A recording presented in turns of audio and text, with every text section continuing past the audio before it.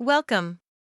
Today, we're going to guide you through the process of transferring your domain from Squarespace to Showit.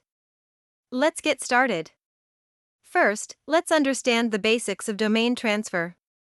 It's a straightforward process that involves a few key steps. Before initiating the transfer, there are a few preparations that you need to make within your Squarespace account. The first step is to unlock your domain in the Squarespace account settings. This ensures your domain is ready for transfer. Next, you'll need to obtain the authorization code from Squarespace. This code is essential for the transfer process. Now, let's set up your new Showit account to integrate your domain correctly. With both accounts ready, you can initiate the domain transfer process to Showit.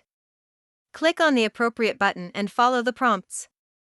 After initiating the transfer, make sure to regularly check the status notifications to ensure a smooth transfer. Sometimes, issues may arise during the transfer process. Let's go over some common troubleshooting tips to help.